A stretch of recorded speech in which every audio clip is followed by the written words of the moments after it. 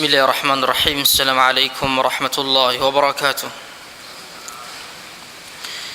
إن الحمد لله نحمده ونستعينه ونستغفره ونتوب إليه ونتوكل عليه ونعوذ بالله تعالى من شرور أنفسنا ومن سيئات أعمالنا.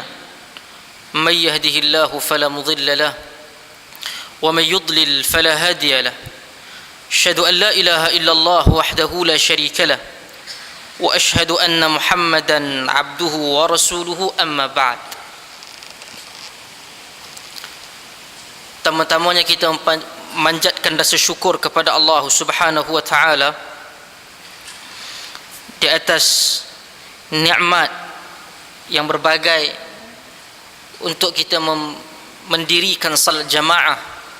Dan di antara satu tanda yang disebut oleh Nabi sallallahu alaihi wasallam iman bagi seorang mukmin adalah dengan dia menghadiri salat jamaah di masjid. Di antara perkara yang diajarkan oleh Nabi kita sallallahu alaihi wasallam adalah perkara yang menjadi sebahagian daripada urusan ibadah dan akidah, adalah doa. Doa kita, permohonan kita kepada Allah Subhanahu wa taala. Dan bukan pada sangkaan sebahagian manusia ataupun orang agama yang apabila dia suka ataupun dan di sini dia mempunyai consequences ataupun kesan terhadap akidah seseorang. Maksud dia, apabila di sana adanya doa-doa yang diajarkan oleh Nabi kita sallallahu alaihi wasallam, maka apabila dia diajarkan dan kadang-kala manusia dia ada kecenderungan untuk mengambil bukan daripada Nabi, itu bukan isu furu', itu isu akidah. Apabila ada orang ajar satu benda dan kita cenderung kepada benda yang lain, yang ini Nabi ajar, yang kedua yang Nabi tak ajar, itu bukan isu kecil. Contoh selawat, kadang-kala ada orang yang melebihkan sokol yang dinamakan sebagai selawat. Selawat ini adalah doa yang diajarkan untuk berselawat ke atas Nabi, kerana ia arahan bukan daripada Nabi, ia arahan daripada Allah. Saban waktu kita didengarkan di atas mimbar, Allah kata innallaha wa malaikatahu yusalluna 'alan nabi ya ayyuhalladzina amanu sallu. Ini adalah satu arahan yang mana Allah mulakan dengan dirinya sendiri. Apabila Allah mengarahkan salat kepada kita, adakah Allah salat? Tak. Allah mengarahkan kepada kita puasa yang baru kita habis, adakah Allah berpuasa? Tak. Tetapi dalam ayat ini Allah kata innallaha wa malaikatahu, sesungguhnya Allah dan para malaikatnya berselawat ke atas Nabi. Siapa yang mulakan dulu? Allah Azza wa Jal. Dan di dalam hadis sahih, sahabat tanya, ya Rasulullah, kaifa nusalli alaik? Bagaimana kami nak berselawat ke atas engkau? Rasulullah jawab apa? Qul, katakan, Allahumma salli ala Muhammad wa ala ali Muhammad kama sallaita ala Ibrahim wa ala ali Ibrahim wa barik ala Muhammad wa ala ali Muhammad kama barakta ala Ibrahim wa ala ali Ibrahim fil alamin innaka Hamidum Majid. Ketika soalan itu dilontarkan kepada Nabi, Nabi jawab begitu. Bermaksud jawapannya sangat khusus. Tapi berapa ramai di kalangan kita yang apabila disuruh untuk berselawat, dia memilih beberapa amalan di kalangan ciptaan manusia yang dijanjikan ada khasiat. Kalau sekadar kita sebutkan secara umum tak ada masalah. Dengan kita contoh kita kata semoga Allah memberikan rahmat kepada Nabi, tak ada masalah. Tapi masalah yang timbul apabila ada orang ajar sama ada di kalangan ilmuwan ke, di kalangan ulama ke dan sebagainya, sekadar kita sebut tak ada masalah. Bila kita janjikan sesuatu, kita kata ada fadilat. Fadilat ni maksud dia kelebihan. Siapa buat ni dapat pahala sekian-sekian. Macam mana engkau cipta dan kemudian engkau pula berikan janji, sedangkan yang kita nak dapat tu datang daripada siapa? Allah. Kita suruh satu orang bina rumah, satu kontraktor tu bina rumah, dia kata nanti bapa aku bayar kat engkau. Dia siap-siap rumah, kemudian kontraktor tu dah siap dia jumpa kat bapa kita. Anak awak kata suruh saya bayar, suruh awak bayar selepas siap. Kemudian bapa kita akan kata, kenapa pula ada yang saya kata ke dia yang kata? Betul? Kalau kita bapa anak kita dan orang datang minta 100,000 siap rumah, kita kata yang janji yang suruh buat tu saya kat dia akan jawab, dia minta kat dia, jangan minta kat aku tak suruh, duit aku. Betul? Begitu juga bila kita reka satu ibadah dan kemudian kita minta Allah Ta'ala bagi dekat pengamal dia, tak boleh. Sebab itu bila kita ada doa, kita ada selawat, cari yang benar-benar pasti datang daripada Nabi, ataupun katakan doa itu datang daripada Quran, baru kita amal. Sebab di situ tidak ada masalah, tidak ada salah faham, tidak akan ada sebarang perbezaan pandangan, akan wajib ada kelebihan. Kerana datangnya daripada Allah melalui Quran dan datangnya daripada Nabi kita sallallahu alaihi wasallam. Saya suka berkongsi satu hadis. Hadis ini diriwayatkan secara berbeza oleh Al-Imam Ahmad dan Al-Imam Tirmizi. Al-Imam Ahmad riwayat dalam kitab dia Musnad Al-Imam Ahmad. Satu hadis yang dia lebih sempurna dalam Musnad Ahmad, diikhtisarkan, dipendekkan sedikit oleh Al-Imam Tirmizi. Al-Imam Tirmizi dia buang ataupun dia pendekkan riwayat itu daripada tengah. Al-Imam Ahmad dia bawa keseluruhan dia. Al-Imam Tirmizi ketika membawa hadis ini di hadapan Muhammad bin Ismail, guru dia, yaitu Al-Imam Al-Bukhari. Al-Imam Tirmizi yang selalu kita kata riwayat Tirmizi, guru dia adalah Al-Imam Al-Bukhari. Dia persembahkan hadis ini Al-Imam Al-Bukhari tidak riwayat dalam sahih dia, kerana tidak mencapai kepada kriteria yang diletakkan oleh Al-Imam Al-Bukhari dalam sahih dia. Jadi Al-Imam Tirmizi ambil dan dia bawa kepada Imam Al-Bukhari, Imam Bukhari kata sahih. Hadis ni agak panjang, kita baca teks dia. Saya baca daripada sanad ini untuk biasakan kita. Hadis sebenarnya dia melalui jalan sanad.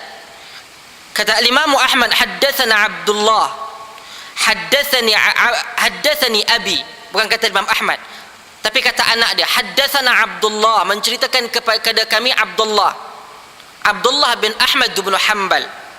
Dia kata haddatsani abi, menceritakan kepadaku bapakku, iaitu Ahmad bin Hanbal. Musnad Al-Imam Ahmad disempurnakan oleh anaknya Abdullah.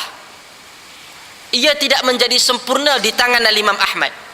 Imam Ahmad kena tangkap selama 14 bulan dan kemudian dia keluar dan dia wafat dan dia meninggal. Dan musnad dia yang boleh dikatakan ensiklopedia kepada hadis, di sana diriwayatkan belasan ribu hadis, dan Al-Imam Ahmad tidak sempat untuk selesaikan dan diselesaikan oleh anaknya Abdullah. Dia kata menceritakan kepadaku bapakku, Sana Abu Sa'id Maula Bani Hashim, menceritakan kepada kami Abu Sa'id Maula Bani Hashim. Sana Jahdam, yakni Al-Yamami, menceritakan kepada kami Jahdam, iaitu Al-Yamami. Menceritakan kepada kami Yahya, iaitu Ibn Abi Kusair, Yahya Ibn Abi Kusair, Yahya Ibn Abi Kathir. Menceritakan kepada kami Zaid, iaitu Zaid Ibn Abi Salam. Menceritakan daripada Abu Salam, iaitu Zaid bin Salam bin Abu Salam, dinisbahkan kepada atuknya ila jaddih, annahu, bahawa dia menceritakan kepadanya Abdurrahman bin Ayyash Al-Hadrami, daripada Malik bin Yukhamir bahawa Muadz bin Jabal kata, ni baru sampai pada sahabah, ihtabasa alaina Rasulullah sallallahu alaihi wasallam dzata ghadat an salat as-subhi. Ihtabasa maksudnya Nabi ni terlewat daripada kami pada satu pagi untuk salat subuh, hatta kidna natara'a qarni syams, sehingga hampir-hampir ketika itu nampak qarn ni maksudnya tanduk matahari, dah nampak merah matahari dah nak naik. Kerana sahabah dia tidak akan salat melainkan diimamkan oleh Nabi sallallahu alaihi wasallam. Dan ketika Nabi sallallahu alaihi wasallam pernah berjalan bersama dengan Abu Bakar ke satu perkampungan Auf, yang mana mereka berlaku masalah Nabi nak selesaikan, dan kemudian ketika Nabi sedang sibuk, Abu Bakar menjadi imam. Dalam riwayat Bukhari, di mana di kalangan para sahabat menepuk tangan belakang untuk bagi tahu Nabi sedang salat, Nabi sedang datang. Abu Bakar dia terganggu sehingga kan dia ternampak daripada dia melihat ke sebelah kiri dia melihat Rasulullah, dan Rasulullah buat isyarat supaya kekal. Dan kemudian Abu Bakar tak boleh, Abu Bakar pergi ke belakang, pergi ke saf yang pertama, dan Rasulullah menjadi imam. Kemudian habis salat Rasulullah tanya pada Abu Bakar, "Ma mana'aka an tuthbita fi makanik?" Pasal apa hang tak kekal di tempat kau? Dia kata, tak layak untuk anak Abu Quhafah berada di sini sedangkan Rasulullah ada. Rasulullah diam. Dan Rasulullah kata, pasal apa aku tengok semua ni duk pergi tasfid belakang, pergi tepuk belakang tangan? Rasulullah kata, bagi lelaki apabila berlaku masalah subhanallah, dan hanyalah untuk bertepuk di belakang tangan itu adalah bagi wanita.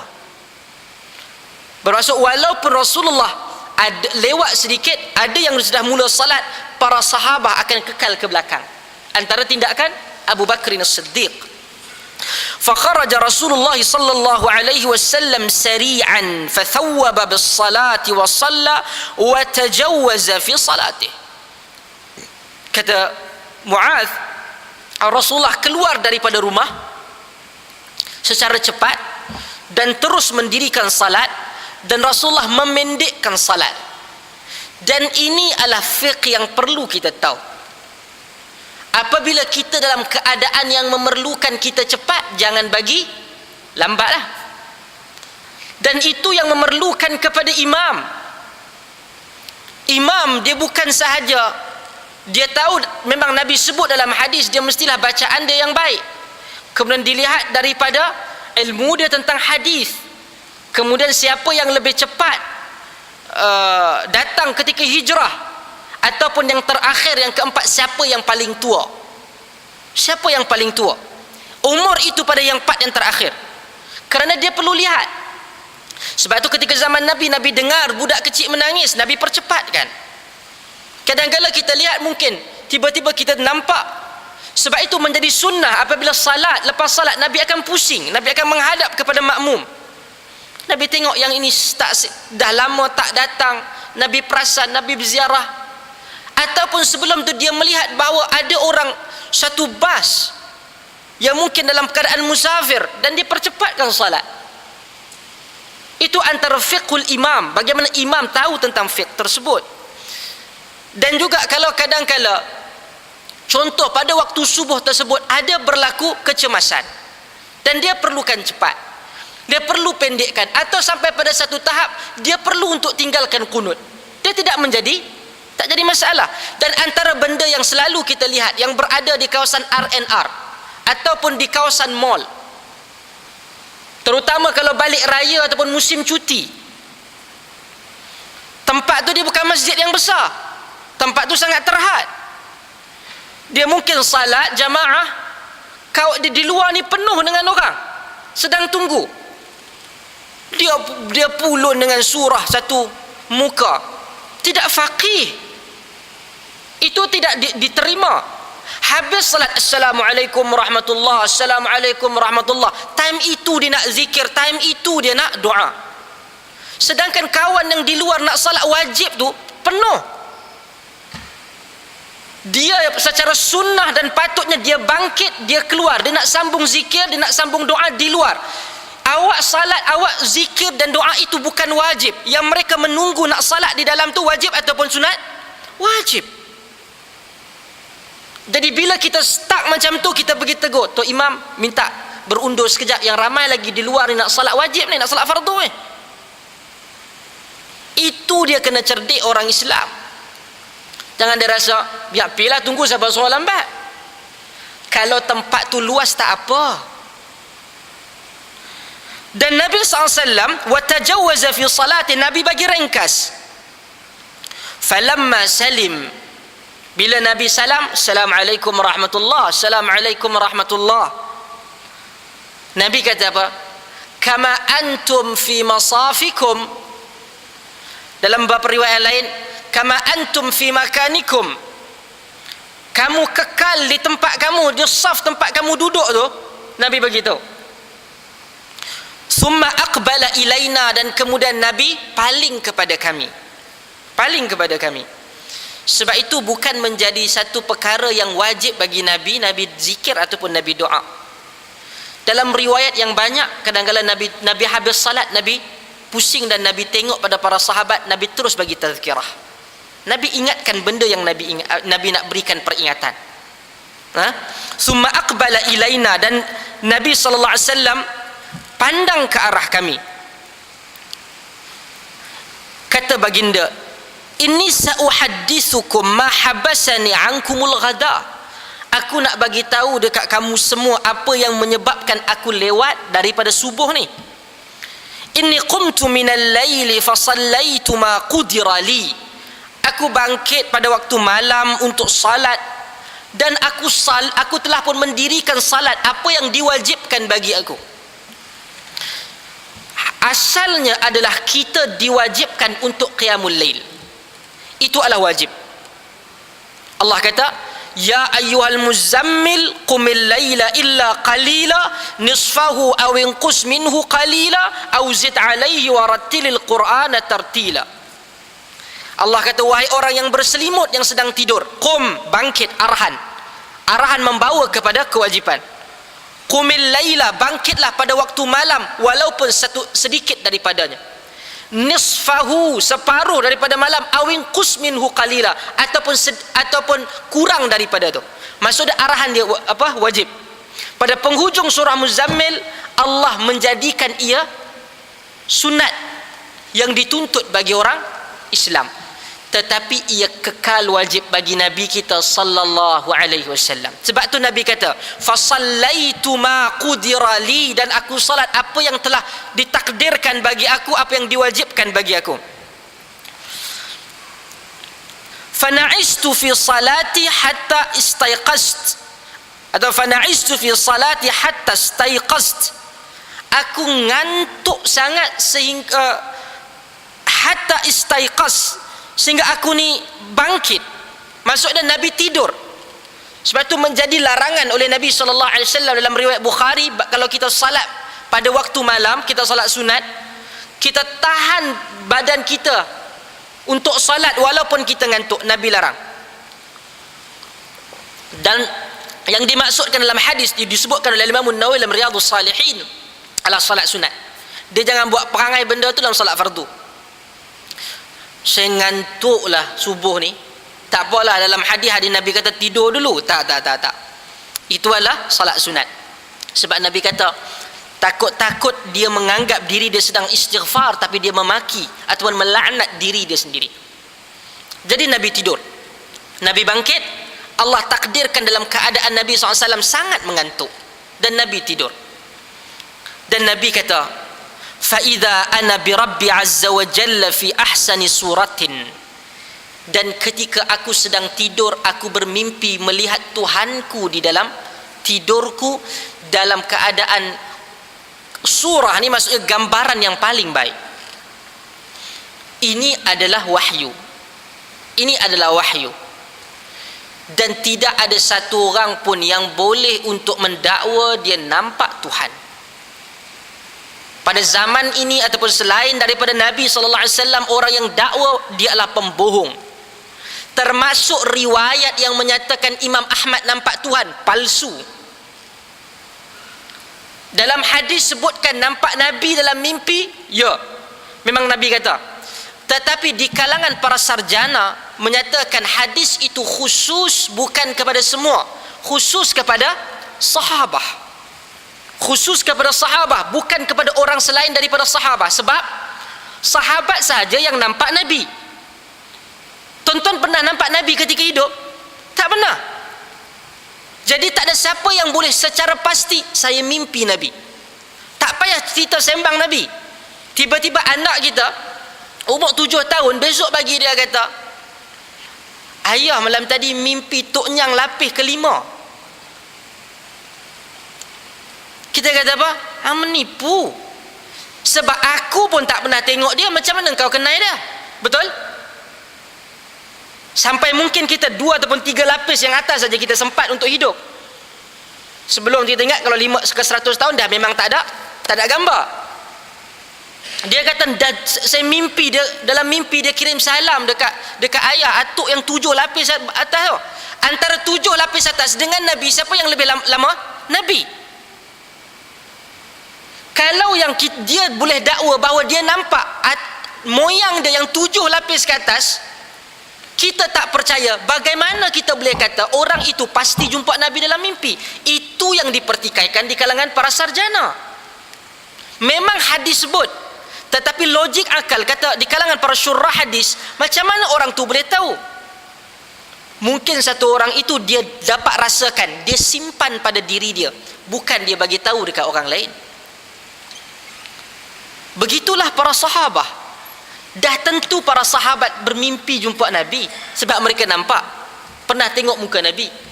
Tapi tak pernah sahabat, tuan-tuan bukalah mana kitab hadis, mereka sembang tentang mimpi jumpa Nabi.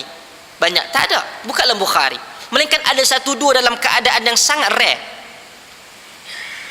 Dan kemudian kata Nabi SAW nampak. Dan hadis ini akan ada sedikit perbincangan, kerana Nabi SAW detailkan keadaan yang disebutkan dalam hadis ni. Kata Nabi, Allah berfirman, ya Muhammad, atadri fima yakhtasimul mala'ul a'la. Hai Muhammad, kau tahu apa yang sedang dibincangkan oleh al-mala'? Al-mala' ni adalah, kalau di dalam sebuah kerajaan ataupun istana ataupun raja, dia ada pendamping dia yang sangat dekat. Mungkin menteri-menteri, itu dipanggil al-mala'ul a'la, oleh penduduk-penduduk yang berdamping dengan aku yang tinggi, iaitu para malaikat. Qultu, kata Nabi SAW, aku menjawab, la adri ya Rabb, aku tak tahu wahai Tuhan. Allah Ta'ala ulang 2 kali, ya Muhammad fima yakhtasimul mala'ul a'la. Hai Muhammad, kau tahu apa yang dibincangkan oleh para penduduk langit yang tinggi? Qultu la adri, aku katakan aku tak tahu, kata Nabi sallallahu alaihi wasallam. Fara'aituhu wada'a kaffahu baina katifai hatta wajadtu barda anamilahu baina sadri. Hadis ini berlaku perbincangan yang luas. Kata Nabi, aku melihat Allah Azza wa Jal meletakkan kaf. Kaf ini dalam bahasa kita manusia ni, ini kaf, baina kaffain, ini kaf. Hadis ini Nabi sebut, Nabi kata aku melihat Tuhan meletakkan telapak tangannya baina katifai, di antara 2 bahuku. Katifai, ini katif. Sebab tu Nabi suka bahagian bahu, katif syat. Nabi suka bahu kambing. Kalau kambing tu Nabi suka bahagian katif, bahagian bahu. Dan dalam hadis tu Nabi kata, aku melihat Allah Ta'ala meletakkan tangannya di antara 2 bahuku. Lebih detail Nabi kata, sehingga aku merasakan kesejukan jari jemari dia, anamilah. Bagaimana nak faham hadis ni?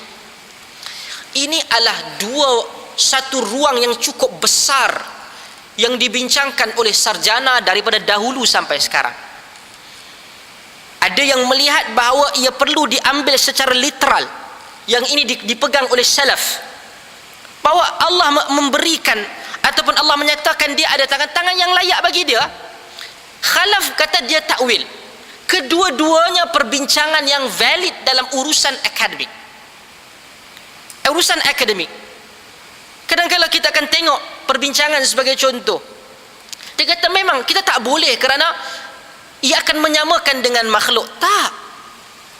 Bila kita katakan kaki bangku, kita tak maksudkan bangku itu ada kaki, betul? Tapi kita tetap menggunakan nama dia kaki.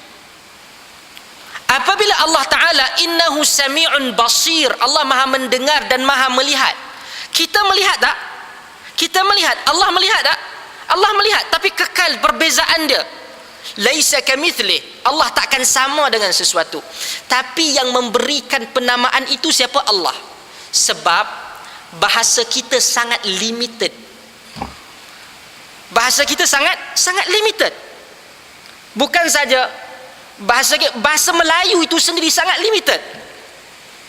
Contoh, budak yang pada umur, kalau dalam English dia ada infant, dia ada toddler, dia ada semua dalam bahasa Arab pun lebih kurang sama. Tapi kita hanya ada satu dua dan tidak begitu detail, sebab bahasa kita bukan bahasa yang asal. Kita import mai masuk bahasa orang lain.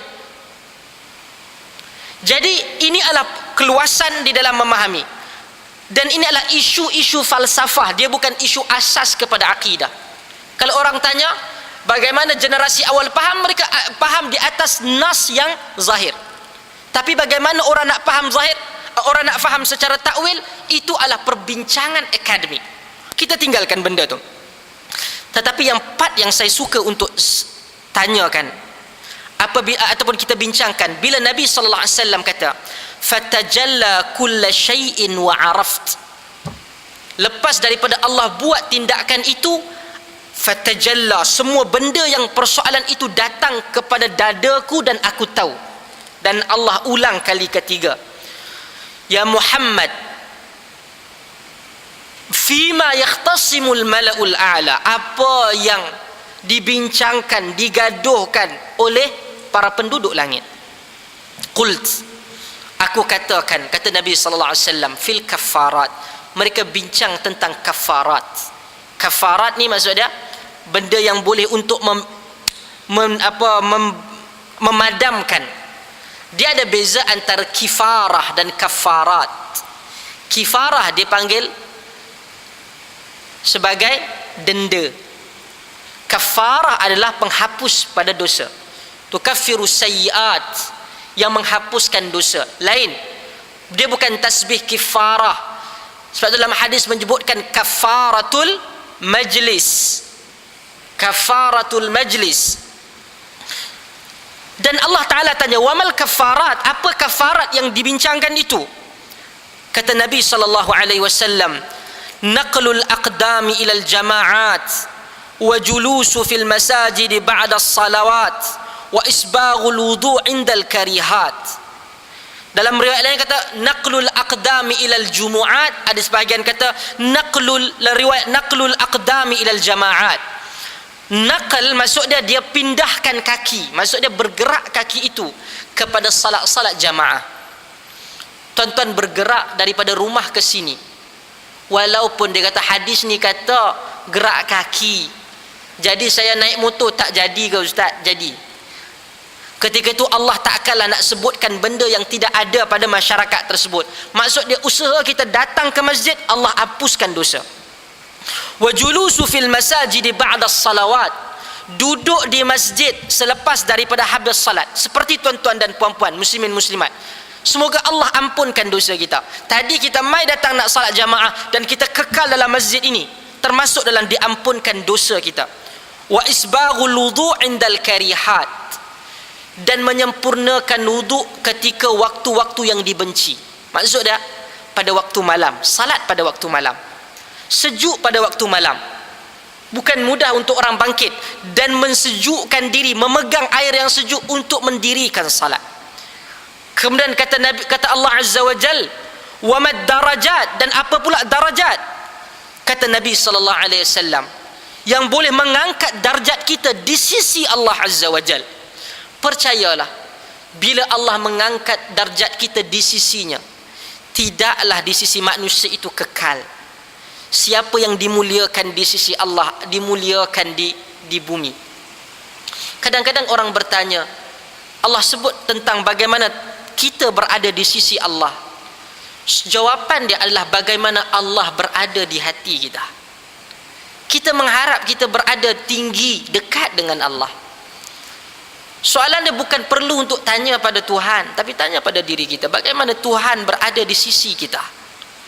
Ketika Tuhan memanggil Allahu Akbar, Allahu Akbar, Allahu Akbar, Allahu Akbar, asyhadu an la ilaha, itu panggilan Allah Azza wa Jalla untuk mendirikan salat. Kita kata tak apalah nanti. Bayangkan, tetapi ketika dalam susah, ya Allah tolonglah aku cepat. Kalau daripada segi adil, adil tak Tuhan nak bagi kita cepat? Sedangkan ketika Tuhan panggil kita, kita lambat. Adil bagi Tuhan untuk tidak memberikan kepada kita, tetapi rahmat Allah Azza wa Jal tak pernah daripada masalah, melainkan Allah Ta'ala memberikan jalan keluar kita kepada masalah. Apa yang menyebabkan darjat naik? Allah tanya kepada Nabi kita sallallahu alaihi wasallam. Nabi jawab, it'amut ta'am walinul kalam wassalatu wan nasu niyam. Apa yang boleh menaikkan darjat manusia? It'amut ta'am, dia bagi makan pada orang. Antara mungkin insya-Allah masih lagi kita orang Melayu dia raya sebulan. Silat-silat sebulan lebih. Kan? Dia boleh buat nak bagi orang makan open house weekend. Tengok pula kawan-kawan buat penuh. Takut orang tak datang. Sampai Zulqa'dah, sampai ni hari raya pun dia buat lagi. Sampai hari raya haji lagi dia buat open house dia. Tak ada masalah kalau dengan maksud kita nak berikan orang makan, termasuk dalam amalan yang boleh mengangkat darjat kita. Walinul kalam, perkataan yang lembut. Wassalatu wan nasu niyam, dia salat dalam keadaan manusia dalam keadaan tidur. Dia ngangkat darjat seseorang. Kemudian Allah Azza wa Jal kata kepada Nabi, sal ya Muhammad, mintalah wahai Muhammad. Maksudnya doa. Bayangkan doa ini diajarkan dalam hadis ini oleh Nabi sallallahu alaihi wasallam. Pada hakikatnya yang berikan wahyu itu siapa? Allah. Dalam tindakan yang kata Nabi sallallahu alaihi wasallam selepas Allah Taala dalam riwayat ini melakukan tindakan tersebut, fatajalla ilayya, jadi tahu aku tentang apa yang Allah Ta'ala minta. Dan Allah Ta'ala kata, sal, minta wahai Muhammad. Dan Nabi SAW doa, Allahumma inni as'aluka fi'lal khairat wa tarkal munkarat wa hubbal masakin wa an taghfira li wa tarhamani wa idha aradta fitnata fi qawmin fatawaffani ghaira maftun wa as'aluka hubbak wa hubba man yuhibbuk wa hubba amalin yuqarribuni ila hubbik. Wa qala Rasulullah sallallahu alaihi wasallam, Rasulullah doa tadi tu, dan Rasulullah kata pada penghujung, innaha haqqun fadrusuha wa ta'allamuha, benda itu benar, belajar dia, dan juga wa ta'allamuha, dan belajar dan pelajari perkara doa tersebut. Apa doa tu? Allahumma inni as'aluka fi'lal khairat, ya Allah, aku mohon kepada engkau perbuatan yang baik. Aku mohon kepada engkau perbuatan yang baik. Kita ni nak buat baik, kadang-kala dia bukan perkara yang Allah Ta'ala, dia bukan benda yang kita pilih, tapi Allah Ta'ala takdirkan kepada kita. Berapa banyak benda amalan baik yang orang lain tak boleh buat. Untuk kita drive, sebahagian kita, kadang sampah kita buang keluar, sebahagian tu lebih teruk, kadang-kala yang merokok dia baling, kena pada orang yang sedang bawa motor, ataupun kena pada kenderaan orang lain, dia zalim pada orang lain. Allah Ta'ala tak sampaikan kepada otak dia hidayah bahawa perbuatan tersebut akan dinilai di sisi Allah Azza wa Jalla. Bukan benda itu mudah. Allah Ta'ala kira. Sebab itu untuk buat benda baik, untuk kadang cakap baik kepada orang. Setengah orang bila dia jumpa orang, dia nak cakap baik tu tak terkeluar, jumpa orang mesti maki. Sebahagian tu kalau kita pegang-pegang barang terjatuh, ada orang pergi mencarut, ada. Semua perkataan untuk dapat jatuh, astaghfirullah, inna lillahi wa inna raji'un, subhanallah. Itu bukan perbuatan yang mana, sebab benda itu benda yang datang memang asli daripada diri kita. Untuk kita terkejut, kita kata astaghfirullah. Benda itu bukan latih, ia memang ada dalam hati kita. Akhlak, kata Al-Imam Al-Ghazali, benda yang datang memang asli, yang memang asal dalam diri seseorang. Nak tahu bila terkejut, dia istighfar. Maksud dia, kebanyakan waktu dia istighfar. Dia terkejut, dia maki hamun. Sepanjang kebanyakan hidup dia memang dia bergelumang dengan benda tu. Untuk buat benda baik, dia memerlukan hidayah Allah. Kadang RM1 bagi kita tak luak, bagi ada orang yang tak ada masalah bagi duit untuk rezeki, untuk sedekah. Ada yang dia RM1 dia tak memberikan luka apa pun pada tubuh dia. Tapi bila Allah tak berikan rezeki hidayah untuk dia sedekah, dia tak jalan. Wa tarkal munkarat, ya Allah aku mohon pada engkau, dalam hadis ni kata meninggalkan kemungkaran. Sama juga, saya, tuan-tuan dan puan-puan semua, ada mungkar yang kita tahu pada diri kita, kita simpan dengan kita dan Allah. Dan kadang-kala ia bukan benda yang mudah kita nak cabut daripada tabiat kita. Hanya Allah Ta'ala sahaja yang boleh untuk memberikan hidayah kita tinggalkan kemungkaran itu. Dan Nabi kata apa? Allahumma inni as'aluka fi'lal khairat wa tarkal munkarat wa hubbal masakin, dan cintakan orang-orang miskin. Kenapa Nabi sebut? Tak boleh ke saya ni, saya kawan saya semua, geng-geng saya orang yang tak ada miskin, middle class and above, jadi saya tak dapat ke? Bukan. Tapi untuk mencari, kita ni tengok kepada orang miskin, kita sayang. Sebab apa? Dua benda. Yang pertama, ikhlas. Yang kedua, mengajarkan syukur. Sebab tu Sayyiduna Umar radhiyallahu an, dia kata, aku mengenali maksud syukur dan tenang itu bersama dengan orang miskin. Dan kalau kita lihat zaman ni, antara pengerusi Masjidil Haram, Syekh Dr. Abdul Rahman As-Sudais, banyak gambar-gambar dia ditangkap, dia makan bersama dengan, bila buka puasa, dengan geng-geng yang bersihkan Masjidil Haram. Iyalah, bila kadang-kadang kita duduk dengan orang miskin, kadang sembangnya simple. Bila kita duduk dengan mereka yang Allah Ta'ala rezekikan lebihan, kadang-kadang bukan dia nak sembang, tapi kadang-kadang terlepas cakap, kita ni jadi tension. Rezeki dia lebih, macam mana aku nak jadi macam dia ni? Dia serabut, dia tekanan. Aku ada ni, aku nak lebih pada ni. Dengan orang miskin kita duduk, bila dia sembang, itulah hari ni baru first time makan hari ni Haji. Kita kata, Allah, alhamdulillah aku ni takat tadi tak stop makan, dia ni baru dapat makan. Kan jiwa kita tenang, alhamdulillah aku ada makanan. Sebab tu Nabi sebut wahubbal masakin, cinta kepada orang miskin melampaui daripada segala-galanya. Kita kawan dengan orang politik, kita kawan dengan orang kaya, kadang-kadang bila ada peluang kita rasa boleh masuk projek betul. Kadang-kadang kita duduk dengan orang yang tidak miskin, ada kepentingan. Bukan salah kawan, tak ada. Kalau kita memang ikhlas, alhamdulillah.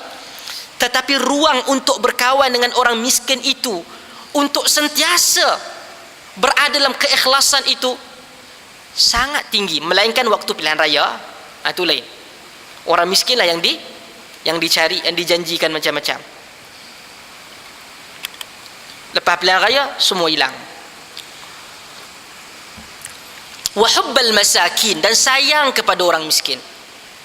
Wa antaghfirali wa tarhamani, ya Allah, untuk engkau ampun aku dan engkau rahmat pada aku. Wa antaghfirali wa tarhamani. Wa idza aradta fitnata fi qaumin fatawaffani ghaira maftun. Sekiranya engkau hendak timpakan fitnah kepada satu kaum, kau matikanlah aku sebelum tertimpanya fitnah itu. Inilah antara doa yang diulang oleh Umar Al-Khattab dan juga Sayyiduna Ali radhiyallahu an. Umar ketika dia balik daripada haji, dia dia berdiri di atas satu kawasan yang tinggi. Dia melihat rakyat dia balik daripada haji. Dia kata, laqad kathura sinni wa dha'ufa 'azmi. Banyak dah umur aku, lemah dah tulang belakang aku, kata dia. Ya Allah, fatawaffani ghair maftun, matikanlah aku sebelum aku terfitnah. Fitnah ni selalu kita kata dia bukan orang tuduh. Fitnah ini adalah satu keadaan di mana kita duduk dalam keadaan tu. Kata para ulama hadis, antara Imam Ibn Katsir kata, urusan agama jadi tak jelas, sehingga kita tengok orang agama pergi kempen benda yang nampak salah. Contoh tuan-tuan tengok, di Selangor berlaku dialog start berlaku pasal Ramadan. Waktu bumi ini dilimpahi rahmat Ramadan daripada Allah Azza wa Jal, orang bawa replika tapak kaki Nabi. Replika bukan tapak kaki Nabi betul. Akhir sekali end up budak-budak dalam internet pergi buat perbandingan dengan yang ada di Museum Topkapi Istanbul, Turki. Tengok, tipu. Kaki yang berada di Istanbul tu ada dia curve, yang ini lurus. Sampai satu tahap orang ambil benda replika tu, orang cium. Atas meja orang datang cium. Berikan ta'zim dan takrim. Haram terhadap benda-benda yang bersifat keberhalaan macam tu. Sehingga kan perempuan-perempuan berbaris, diambil tapak kata, dibasahkan dan jadi atas kepala dia, diletakkan di atas kepala, botol-botol disusun, kononnya ada berkat. Yang buat bukan makno jual condoi tepi jalan, tak. Yang buat orang agama, ketika buat itu dalam keadaan berselawat atas nama apa? Agama. Sedangkan ia adalah benda yang telah pun kemudian keluarlah mufti Kedah kata benda ni syirik, mufti Perak pun kata syirik. Yang nampak tu gaya tu semua dengan hebat, jubah dengan serban, sehingga manusia tak boleh nak bezakan yang mana benar, yang mana betul, yang mana kekal dalam Quran dan di mana yang ada dalam hadis yang sahih daripada Nabi kita sallallahu alaihi wasallam. Ditipu hidup-hidup. Sebab tu fitnah ini benda yang besar. Umar ketika doa sebulan, Umar mati dibunuh. Begitu juga Sayyidina Ali radhiyallahu an, ketika kemuncak fitnah ataupun perbalahan di kalangan umat Islam berlaku, dia letih dah. Dia tengok, dia kata, ya Allah, janganlah bagi lebih daripada ini, matikanlah aku sebelum aku ghair maftun, aku tidak ditimpa fitnah yang lebih besar. Lebih kurang sebulan kata di kalangan sejarawan, dan dia dibunuh oleh Khawarij. Sayyidina Ali. Dan kita pun, kita tidak dibenarkan untuk bercita-cita nak mati. Kata, ya Allah, matikanlah aku tak tahan. Itu dilarang dalam agama. Tetapi kita kena doa dengan bersyarat, ya Allah, kalau hidupku ini meneruskan walaupun kita sakit, aku dalam keadaan terus bertahan dalam keadaan sakit ini lebih baik untuk dunia dan agamaku, teruskan aku hidup. Kalau ia tidak baik untuk dunia dan agamaku, matikan aku. Kita mohon Allah begitu. Tapi kalau kita kata aku tak larat, ya Allah bunuhlah, matikanlah aku, ia dilarang oleh agama. Wa as'aluka hubbak, kata Nabi, aku mohon kepada engkau wahai Allah cintamu. Wa hubba man yuhibbuk, dan cinta orang yang mencintaimu. Hidup kita dalam masyarakat, sebab tu kita diarahkan salat jamaah 5 kali sehari semalam. Kalau kita duduk seorang di sini, ia tidak memberikan manfaat. Kadang-kadang kita duduk dengan orang-orang yang sayangkan Allah sampai pada waktu salat, dia kata salat jamaah, kita pun ikut, walaupun kadang-kala kita ada motivasi yang rendah, tapi ada orang ajak, Tak apalah Ustaz. Kalau duduk seorang tu dia rasa berat. Dia rasa berat untuk solat jamaah. Tetapi apabila ramai-ramai orang yang sayang itu ada dan dia pergi untuk solat jamaah. Kita azan no?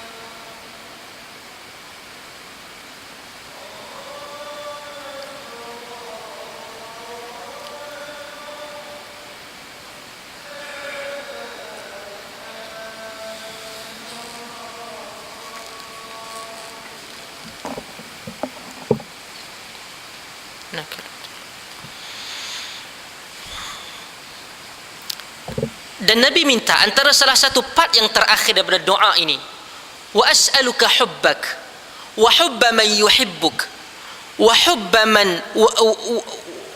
hubba man yuhibbuk wa hubba amalin yuqarribuni ila hubbik. Aku pohon kepadamu wahai Allah, cinta engkau. Kerana apa? Amalan untuk kita bergerak ini, untuk kita lakukan ikhlas, dia adalah cinta. Dan orang yang kita cinta itu, yang kita namakan sebagai kita lakukan tanpa sebarang syarat, cinta tanpa bersyarat. Kita cinta Allah untuk kerana azan sekarang ni kalau katakan lewat, tak apa. Kalau katakan dia masuk waktu awal, pukul 5 suku katakan, tidur punya lambat, ada kerja. Kerana iman dan cintakan kepada Allah yang menyebabkan kita bangkit dan untuk mendirikan salat subuh. Dan itulah yang berlaku kepada orang yang kita sayang, orang yang kita cinta. Kita buat disebabkan cinta, kita tidak akan merasa lelah untuk lakukan perkara tersebut. Sebab tu Nabi minta, Allahumma inni as'aluka hubbak wa hubba man yuhibbuk, dan cinta kepada siapa yang cintakan engkau. Dan dia tengok lama tak nampak awak pergi salat, jomlah kita salat. Dia nampak kita ni dan dia bawa, dan kita pun jadi malu Allah. Akhir sekali end up dekat mana? Dekat masjid. Wa hubba amalin, cinta kepada amalan yang menyebabkan aku dekat dengan engkau wahai Allah. Ada benda yang kita suka buat, amal yang bukan diajar oleh Allah dan Rasul, yang menyebabkan kita jauh daripada Allah. Kita tengok kelompok tarikat yang sesat, amalan akhir sekali dia buat apa? Dia rasa bahawa dia zikir itu, zikir ini, last dia rasa dia tak perlu untuk salat. Ada, sehingga dia rasakan bahawa makam dia telah sampai kepada yakin, Sehingga dia kata, menyebabkan saya ni dah sampai maqam berdasarkan ayat Quran, wa'bud rabbaka hatta ya'tiyakal yaqin, sembahlah Tuhan kamu sehingga datang kepada kamu al-yaqin. Dia pergi pusing ayat ni. Akhir sekali dia kata, aku dah sampai tahap maqam keyakinan, aku tak perlu salat. Sebab ayat ni kata, sembahlah Tuhan kamu sehingga datang kepada kamu al-yaqin. Sedangkan dalam hadis menyebutkan al-yaqin adalah kematian. Sehingga kita tertipu dengan amalan yang disangka daripada Islam, dan kecintaan kita kepada amalan yang menyebabkan akhirnya Allah sangat jauh dengan kita. Bila orang kata ini amalan yang Allah ajar, ini amalan yang Nabi ajar, kita kata tak apalah, saya ada yang lain, orang tu ajar kat saya. Ini kan doa yang diajar oleh Quran, Rabbana atina fid dunya hasanah. Quran aja. Kadang kita dengar daripada dia, tak pernah dia doa tu.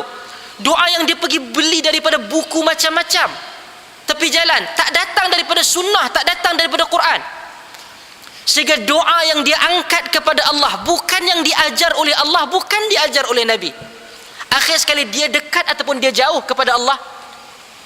Dia jauh, sebab dia tak mengambil daripada sumber yang diajarkan oleh Allah dan Rasul. Bagaimana kita nak dekat? Kita buat apa yang Allah ajar, apa yang Nabi kita sallallahu alaihi wasallam ajar. Tuan-tuan boleh rujuk doa-doa yang sahih. Ada banyak tuan-tuan sebut atau tuan-tuan tulis di Google. Bukan maksud di Google ni tuan-tuan beragama dengan rujukan Google, tak. Google tu pun dia bawa tuan-tuan kepada sumber buku. Sebagai contoh, Sahih Bukhari. Ada Sahih Bukhari tapi telah digitalize, dijadikan sebagai digital untuk kita boleh baca melalui handphone kita, melalui komputer kita. Kita baca, di situ ada doa, di situ ada zikir. Bagaimana menyebutkan selepas maghrib, selepas subuh, Allahumma ajirni minan nar 7 kali, selain daripada 3 kali. Itu disebutkan dalam hadis. Kadang-kadang zikir kita tidak warid. Kita sebut doa-doa yang maksur, doa-doa yang sahih daripada Nabi. Tuan-tuan boleh cari, jumpa.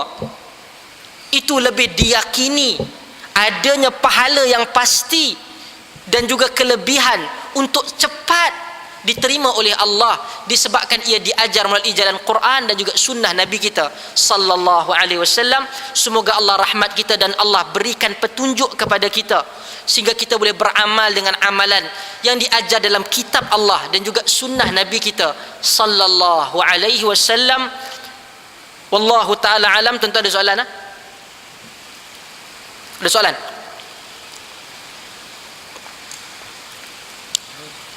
Kalau tak ada soalan, tak apa, insya-Allah kita jumpa pada pertemuan yang akan datang. Nas'alullah ja'alna wa ja'alakum minal ladzina ittaba'una al-qawla fayattabi'una ahsana. Nas'alullah ja'alna minal muttabi'i bil kitabi was sunnah.